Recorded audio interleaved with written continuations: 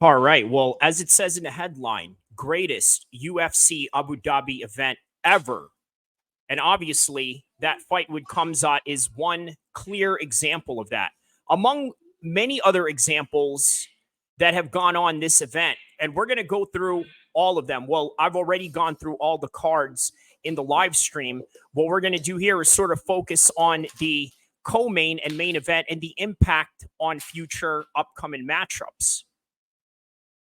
But I tell you what, I do want to give the utmost respect to everybody in the fight and everybody in the event, everybody in the card, rather. So we're going to go through them one more time just to sort of give a little synopsis of what had happened in the entire event.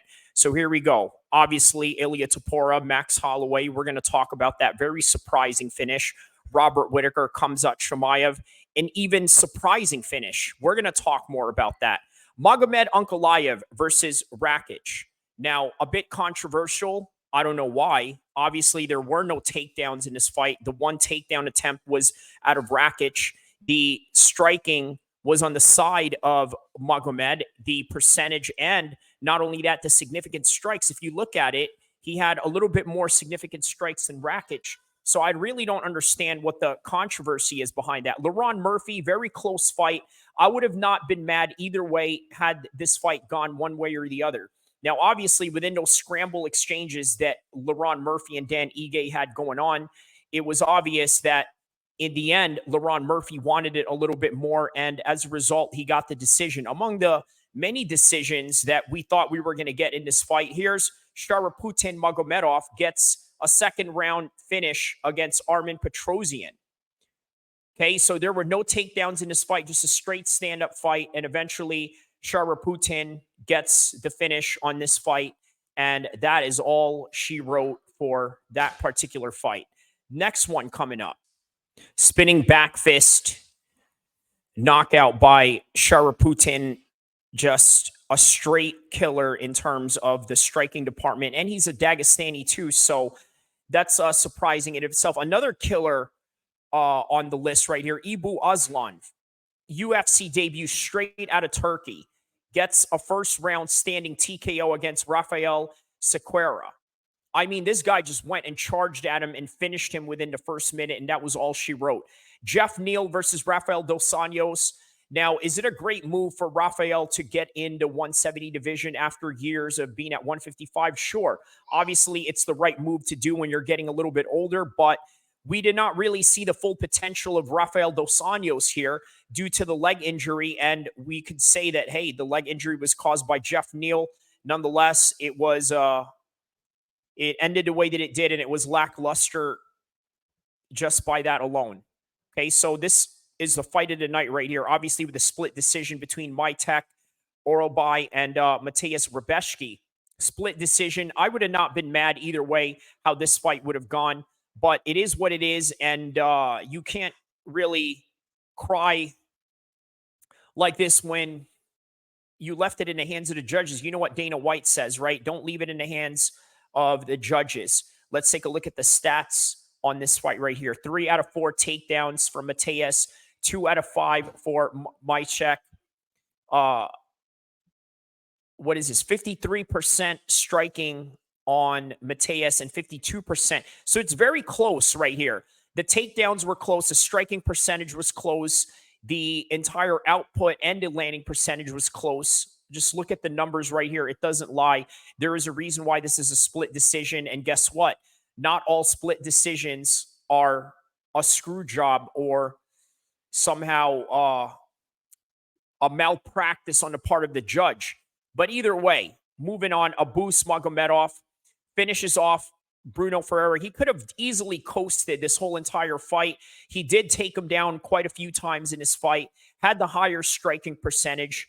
But by the end of it all, as soon as he took him down, Bruno Ferreira was already tired. And from then on, it was easy for him to get there and get a triangle choke as a result of the arm triangle finish that he caught in the third round right here. So Kennedy Ngannou versus Chris Barnett. Look, I've talked about this in the live stream. He used a lot of his front kicks, a lot of his jabs, a lot of his length and height in order to counteract what Chris Barnett had going on. And as I was saying in the live stream, Chris Barnett is a very athletic fighter, very elusive, especially for someone his size and his stature and his body frame. But nonetheless, it was going to blow out his gas, and that he did.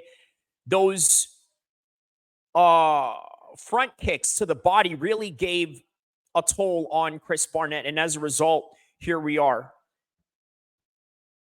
Finished first round by Kennedy. Punches to the knee and the body just finished him right there. Unanimous decision by Farid versus Victor Hugo.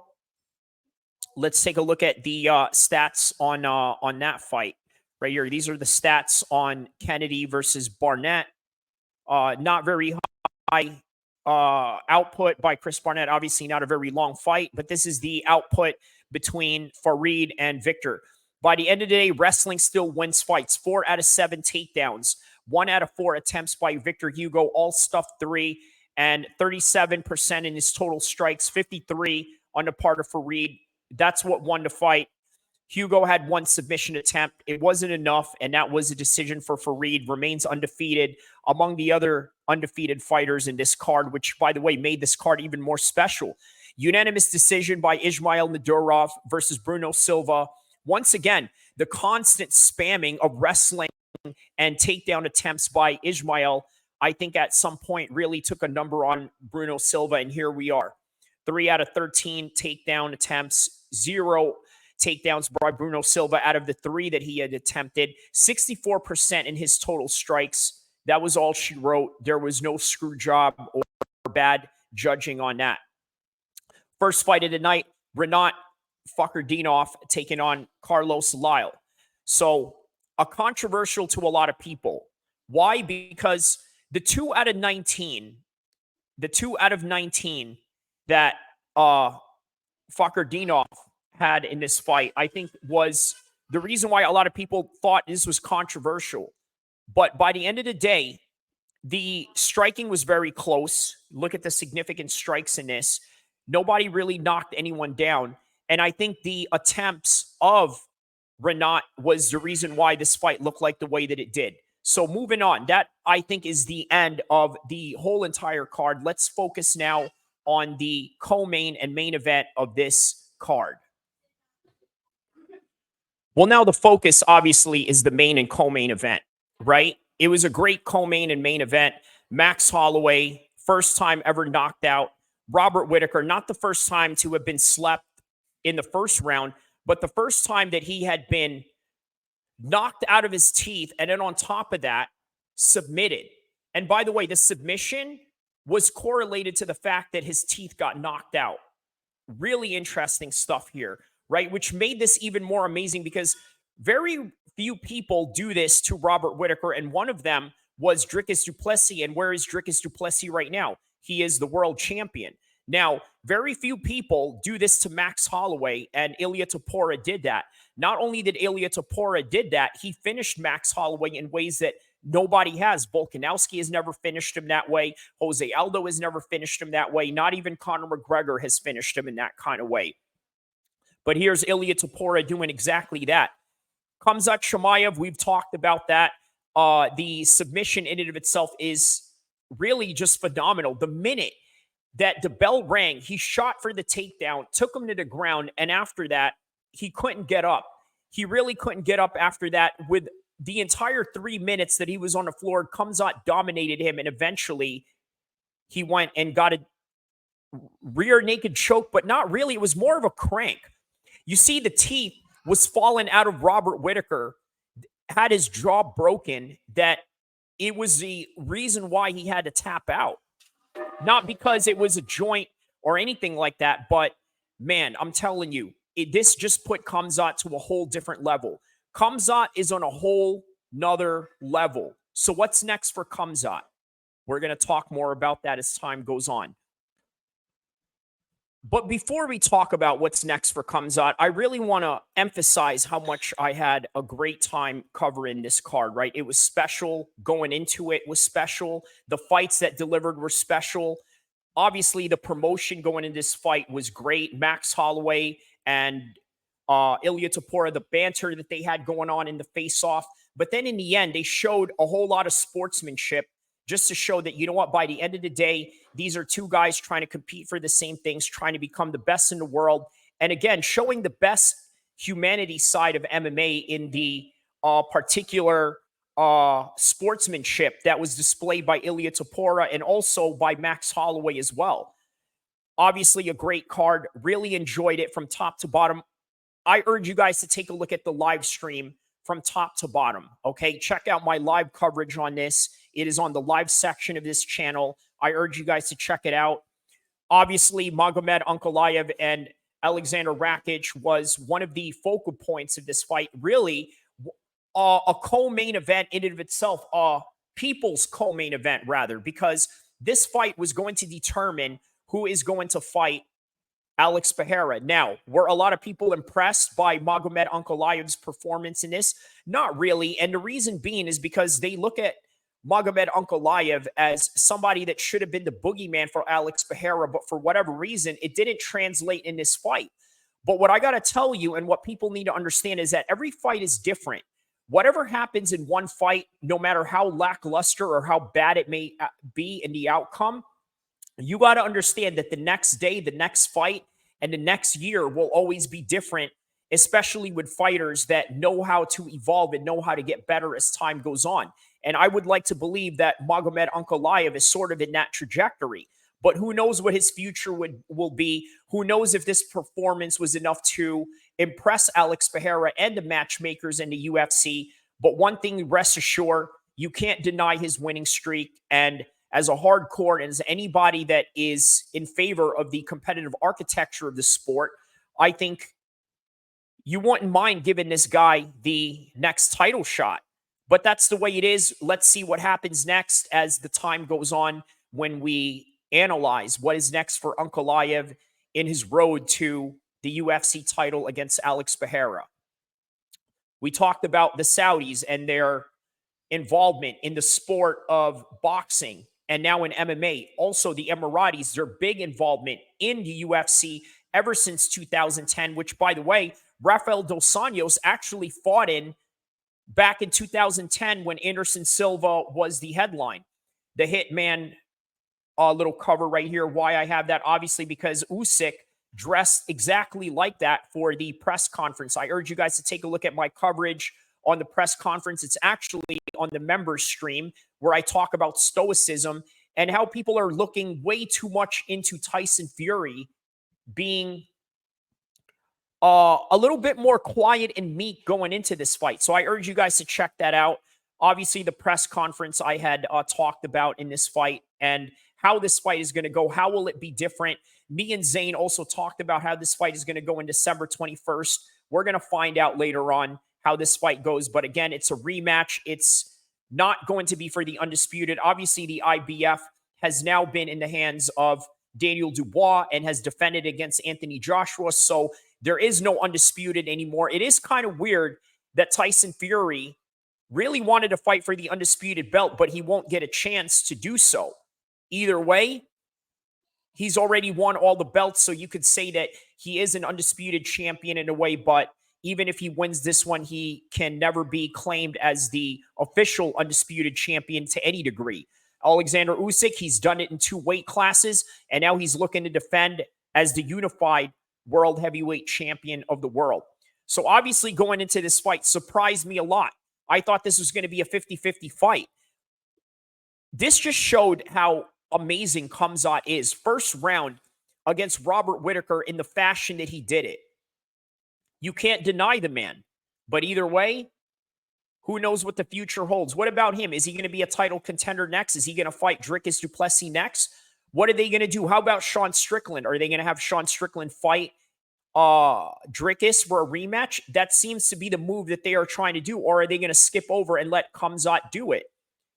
I got to tell you, it will all be predicated on whether the Saudis or it's going to be, let's say, an American card that's going to host Dricus and Sean Strickland. So in other words, if the fight is going to be held in Vegas and they are definitive in that, then they're going to put it on Sean Strickland as a challenger. Now, what about Khamzat Chimaev? Well, let's say if it's a Saudi card that they're going to do, there's a great possibility that they can put him in there. How about a Conor McGregor and a Dan Hooker card in Saudi Arabia with Khamzat and Dricus as the headliner? But then you would have to ask Conor if he is going to be okay with that. But who knows? Again, we never know what the future holds. And again, the name of that video that I was telling you about on my members section, Stoicism, it is right on the members section of my live stream. I urge you guys to check that out. But once again, going back from here all the way to the fights that we have now just witnessed, which, by the way, I coined as the greatest Abu Dhabi event ever. Now, we talked about Khamzat, his trajectory. We talked about Ankalaev and the trajectory of his career and his potential title shot. What about Ilia Topuria? Well, the talks have been Diego Lopez. Is Diego Lopez deserving of this title shot? Well, I got to tell you, the answer is yes. He's an exciting new prospect coming up. He's an exciting challenger. He could possibly give Ilia Topuria some real tough fights. But at the same time, the UFC also is trying to build a Mexican fan base in Mexico. And I'm not talking about Mexicans as in Mexican American. I'm talking about actually in Latin America, in South America, and within that region. And that's what we really have going on right now, is that potential. So it just really seems that it is Diego Lopez that seems to be the rightful owner of the next title shot. Or is he? Now, again, I mentioned UFC trying to build a Mexican fan base, trying to build a particular rapport down in Mexico. That's a great way to segue that. But Diego Lopez, what if he was to fight in Spain? Is there a great possibility of that? Of course, Spanish speaking, also Portuguese speaking, because you got to remember he's also from Brazil as well as Mexico. And as a result of that, it's a great market for the Portuguese speaking audience, for the Spanish speaking audience. And it's a great segue to do it in Spain, right? So that could be a possibility. Or maybe they want to do Conor McGregor versus Ilia Topuria in Spain, because obviously Conor McGregor has been out there popping off the lip, talking smack to Ilia Topuria. But who knows what is next, and who knows what is going to happen. Obviously, Dana White didn't really talk too much about what the next fights are going to be regarding Khamzat, regarding Ilia Topuria. But rest assured, there is Matchmaking Tuesday every Tuesday in the UFC's office. And right after this week and next weekend, we're probably going to have some kind of information what they want to do, or they're probably still trying to build the fight behind the scenes. But either way, there's Conor McGregor. He has a potential fight with Dan Hooker in February in Saudi Arabia. What about putting Dricus to defend a title in that, and maybe put Khamzat in that same card? How will that go? How will Conor take it as a co-main event, as a co-headliner, rather than a headliner with with the champion of Dricus du Plessis headlining against a potential future champion in Khamzat Chimaev? But either way, that is all that we really have for this particular segment right now. We will find out more as time goes by, what is going to happen, where these fights are going to go, and the trajectory of the 145 division, the 185 division, and the 155 division regarding Conor McGregor and all the superstar fights that he can have with the likes of Dan Hooker, or maybe the likes of Michael Chandler, if that's ever going to happen as a possibility. Or maybe, just maybe, Ilia Topuria can go fight Conor McGregor at a catch weight and make big bucks and money out of it. But who knows? Conor has a lot of options. Ilia Topuria has a lot of options. And regardless of what Conor McGregor says about Ilia Topuria will be a rising star. And regardless what Ilia Topuria has to say about Conor McGregor paved the way for a lot of people, especially for people like him, and even the accusations that they have of him emulating Conor McGregor. But either way, a lot of great options in the future, and I can't wait to see what is going to happen next. Don't forget to like and subscribe. I hope you guys enjoyed the event. I'm out.